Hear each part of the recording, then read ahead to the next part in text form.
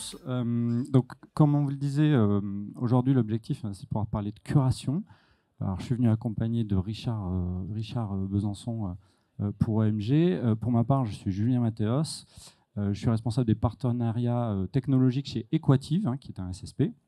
Et donc, aujourd'hui, on est venu pour parler un petit peu de la curation.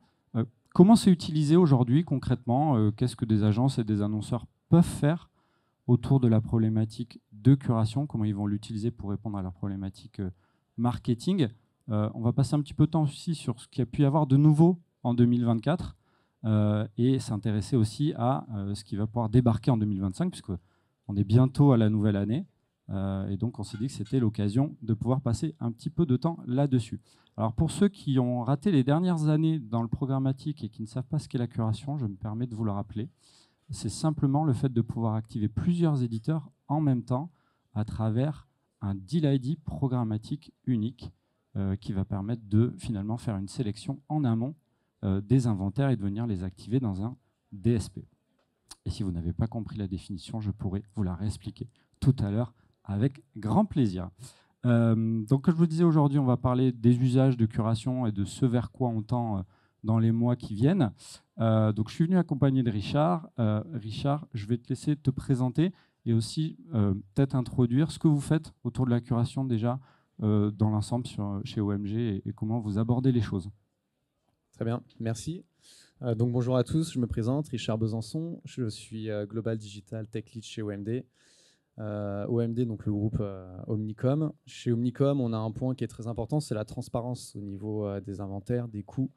On a du coup l'usage de la curation qui est énormément utilisé sur les différents comptes, sur les comptes automobiles, comme a pu en parler Guillaume juste avant moi, et globalement sur tous les comptes de l'agence. C'est vraiment une stratégie qu'on déploie sur quasiment toutes nos activations programmatiques et sur lequel on va vraiment prioriser la recherche des meilleurs SSP, les meilleurs curation pour aller chercher la meilleure optimisation et surtout gagner un maximum de temps sur les campagnes et réduire les coûts et avoir une meilleure efficacité sur nos campagnes publicitaires. Alors, je te remercie pour ce partage-là. Moi, ce que j'entends, c'est que finalement, il y a vraiment un besoin de votre part, à travers la curation, de répondre à de la simplification, à de la prise de contrôle, aussi à de pouvoir rajouter finalement des ciblages assez simplement quand tu vas opérer. Et je me permets de me baser sur ce que tu as dit pour faire une petite transition avec justement ce qui est possible de faire aujourd'hui en curation et surtout pourquoi on considère aujourd'hui que ça change vraiment la manière de travailler en programmatique. Alors très simplement, aujourd'hui quand on parle de programmatique, souvent on va penser OpenRTB. On va souvent se dire, tiens, en OpenRTB, c'est complexe à appréhender. On va souvent parler d'opacité par rapport à ça, de beaucoup de technicité. Donc, on va entendre beaucoup de mots techniques que je me suis promis de ne pas prononcer aujourd'hui, sinon je perds mon gage avec Richard. Mais il y a vraiment une volonté de simplification. Ce qu'on voit beaucoup déjà, et quelque chose qui ressort beaucoup des témoignages comme ceux d'OMD aujourd'hui, c'est vraiment qu'il y a un mariage parfait qui va exister aujourd'hui entre la curation et la data. Et quand je parle de data, je parle vraiment de data dans son sens très large. C'est-à-dire qu'on va parler évidemment d'audience, on va parler de ciblage contextuel, de ciblage sémantique, mais aussi on va parler de problématiques assez récentes comme les problématiques de RSE et de sustainability, ou très récemment, et ça c'était vraiment une nouveauté qui est arrivée en 2024 dans la curation, qui est la mesure de l'attention et l'optimisation des inventaires en amont à travers les technologies d'attention comme ici Adélaïde ou Explain qu'on a cité. Donc c'est vraiment fait pour répondre aux problématiques des agences, de pouvoir se dire ok, mon KPI très simplement c'est la mesure de l'attention, je vais venir filtrer mes inventaires sur de la mesure d'attention par rapport à l'objectif que j'ai sur ma campagne. Donc je vais pré-filtrer mes inventaires, je vais mieux les qualifier et ça va me donner en bout de ligne une performance qui est accrue pour la campagne. Un autre cas, je me promets de ne pas tous vous les faire, mais un autre cas qui est très intéressant et qui est assez nouveau aussi finalement, c'est le fait de pouvoir targeter ce qu'on appelle des identifiants alternatifs ou extended IDs en anglais, pardon. Donc c'est tout simplement de pouvoir aller retrouver de la couverture sur des audiences qu'on n'a pas à travers des cookies. Donc aujourd'hui, ça touche tous les annonceurs. On aura Utic d'ailleurs qui prendra la parole juste après, qui pourra vous en reparler. Très simplement, aujourd'hui, quand vous adressez des audiences en cookies, vous pouvez considérer qu'il y a une personne sur deux que vous ne touchez pas. Parce que, en fait, il n'a pas de cookies en open web.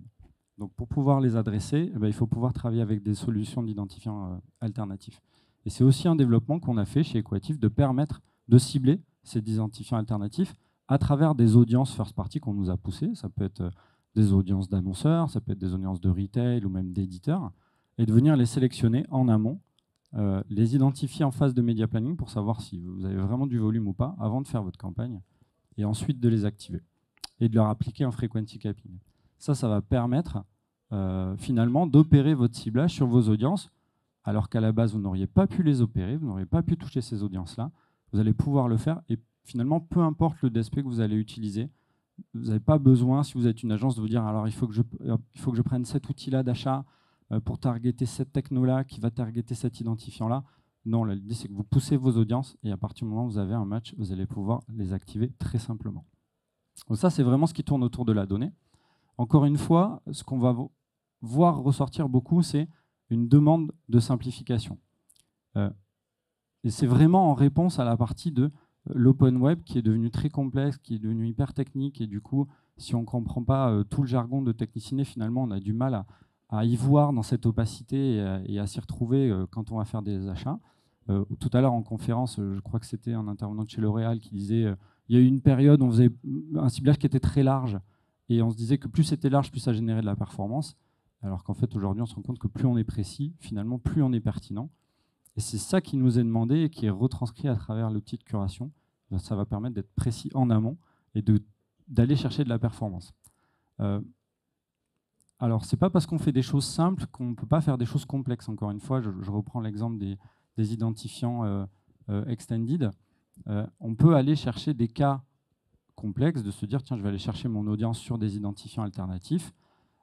Et ça va être vraiment le job du SSP et du provider de plateforme de curation, de se dire, c'est nous qui allons porter cette complexité et qui allons vous servir une solution qui est simple, qui va pouvoir être utilisée en 5 minutes et en 3 clics. Donc c'est vraiment l'objectif ici, c'est de se dire, on a des demandes qui nous viennent des agences qui sont de plus en plus complexes et qui ne vont pas s'arrêter. On nous a demandé cette année la sustainability ou l'attention. L'année prochaine, on va demander d'autres sujets. D'ailleurs, on va y venir dans quelques instants. Par contre, c'est notre rôle de répondre à des demandes qui sont toujours de plus en plus complexes dans le bon sens du terme et de les rendre toujours de plus en plus simples.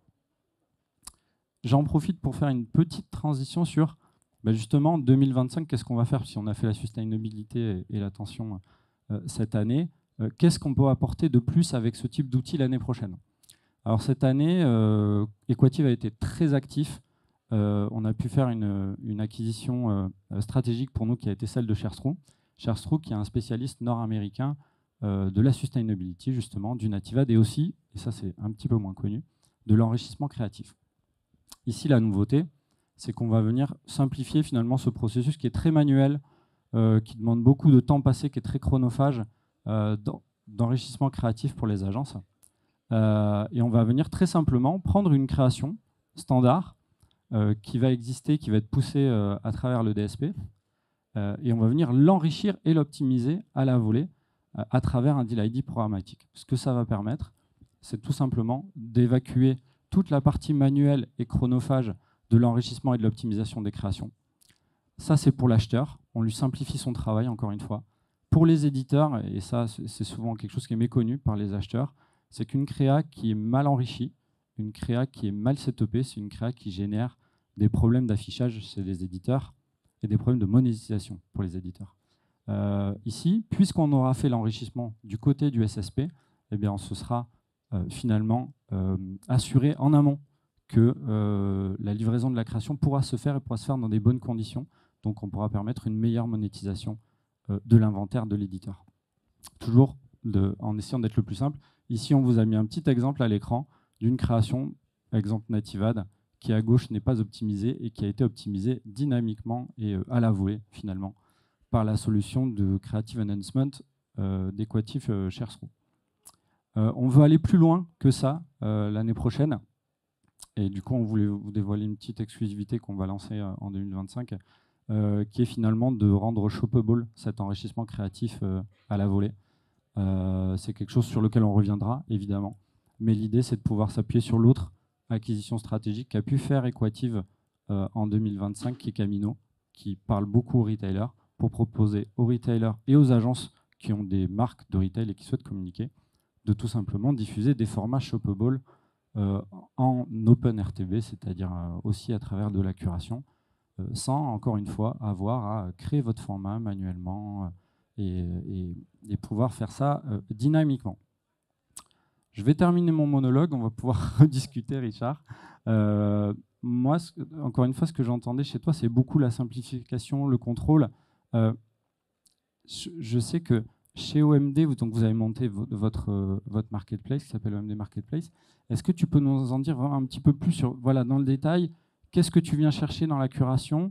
Pourquoi la curation t'aide sur cette problématique de marketplace? Et qu'est-ce que ça t'apporte au quotidien sur tes campagnes, en fait? Ouais, donc on a créé la solution qui s'appelle OMG Marketplace, donc, qui est valable en France, mais également dans tous les pays du monde où OMG va être présent. On va l'activer donc sur tous les annonceurs. Et en réalité, ce qu'on va chercher, c'est à gagner un maximum de temps sur les campagnes, déjà en termes de mise en place et de setup, mais surtout d'aller chercher le meilleur inventaire possible. Donc on va essayer d'avoir l'inventaire le plus transparent possible, c'est-à-dire la partie vraiment supply et également la partie data. Sur la partie data, en termes de curation, on va avoir, selon les typologies des clients, des demandes qui peuvent être portées sur, par exemple, le retail, de la data de retail. On peut également avoir de la data de géolocalisation. Et surtout, on a un sujet sur ce qui va être l'attention. On va avoir pas mal de demandes d'attention. Donc, on va, un peu comme des Lego, aller chercher de la curation sur le type de données qui va nous intéresser, qu'on va aller plugger directement sur la campagne. C'est opéré directement par les traders. On gagne un temps énorme. On a un vrai sujet de transparence là-dessus, puisqu'on voit vraiment la partie supply. On peut voir tout ce qu'on achète, gestion de l'inventaire. En fait, on va vraiment gagner en productivité. Tout à l'heure, on parlait de gouvernance sur l'intervention d'avant avec Guillaume. Donc ça va apporter vraiment beaucoup d'avantages là-dessus. Et nous, c'est l'objectif de MG Marketplace. On veut vraiment le développer au maximum. Pour 2025, on a des ambitions de faire de nouveaux tests, d'aller encore plus loin sur pas mal de sujets, de propositions. Et l'ambition de le mettre sur un maximum d'annonceurs aussi. L'avantage de cette offre, c'est que c'est gagnant-gagnant pour tout le monde. Et en plus, avec les annonceurs, on s'élève toujours plus haut à mieux comprendre le marché, à aller un peu plus loin dans la technique, à avoir une meilleure maîtrise externe. J'insiste vraiment sur le terme maîtrise, mais c'est hyper important. Transparence, maîtrise, c'est vraiment le maître mot de cette offre et de la curation pour nous. Donc, ce qu'on disait, c'est la prise de contrôle finalement. Aussi, quand on discutait tout à l'heure, on parlait vraiment de cas que tu as pu avoir concrets où, par exemple, sur une partie vidéo, vous avez pu obtenir des bonnes performances. Tu peux nous en dire un petit peu plus sur cette partie-là, concrètement sur des annonceurs que tu as pu activer, des performances que tu as pu obtenir? C'est sur de la vidéo, sur du display, sur toutes sortes de formats, toutes sortes de problématiques? Oui, il y a eu plusieurs tests de gérer. Donc, effectivement, il y a pas mal de typologies d'annonceurs chez OMD. Donc, on va avoir des annonceurs sur l'automobile, sur le retail, etc. Et on a fait des tests sur la partie display avec du coup de l'attention pour améliorer l'attention. Mais surtout, les premiers tests, c'est sur la partie optimisation des coûts et transparence. On a gagné en brand safety, on a gagné en visibilité. Les achats sur la visibilité étaient bien meilleurs. On a fait des tests aussi sur la curation à la performance pour aller chercher des meilleurs taux de conversion, des meilleures attributions sur toute la partie achat. Et après, effectivement, sur la vidéo, c'est un sujet qu'on est en train de lancer. On a vraiment ce sujet d'attention sur la vidéo. Donc, on travaille le sujet actuellement. Il y a beaucoup de tests, c'est très prometteur. On a beaucoup d'ambition, beaucoup de choses qu'on peut voir. Et notamment avec la partie CTV et plein d'autres activations de ce style-là. Donc, c'est très large. Entrer dans le détail d'une seule activation serait un peu compliqué, mais globalement, chaque annonceur va avoir sa spécificité et on va toujours réussir à aller trouver le KPI qu'on va pouvoir en fait adapter sur la curation et créer du coup la curation type sur ce KPI-là. Au final, tu le fais vraiment presque client par client. À chaque fois, tu t'adaptes au KPI de ton client et tu vas utiliser la curation comme un outil pour répondre à ce KPI-là. Si je résume bien ce que tu nous dis, c'est ça? Oui, c'est ça, exactement. La curation va vraiment être un moyen plus qu'une finalité, et du coup, ça va vraiment répondre au KPI du client. Donc, il y a une grande flexibilité dans la curation. c'est un gros avantage. Qu'est-ce que tu attends? Parce qu'on parlait de 2025 avec nous, une proposition qui est une des propositions qu'on veut apporter l'année prochaine.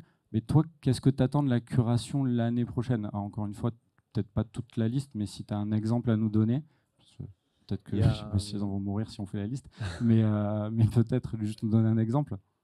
Ouais, effectivement, il y a plein de choses qu'on attend pour 2025. Tout à l'heure, on parlait de la partie RSE, donc c'est vrai que sur la partie RSE, il y a un vrai sujet. Je pense que l'attention, qui était un sujet déjà 2024, est vouée à aller encore plus loin en 2025. Et le RSE, selon les annonceurs, va aussi être un sujet. Sur la partie data, on va dire plutôt audience, tu as des attentes en particulier? Je te cuisine un peu, tu m'excuseras, mais c'est vraiment l'occasion de pouvoir discuter ensemble. Tu as des attentes particulières par rapport à ça, toi, l'année prochaine? Alors, sur la partie data, il y a pas mal d'attentes. On est en train de faire des tests, du coup, avec par exemple AdSquare sur tout ce qui va être la géolocalisation, la partie retail.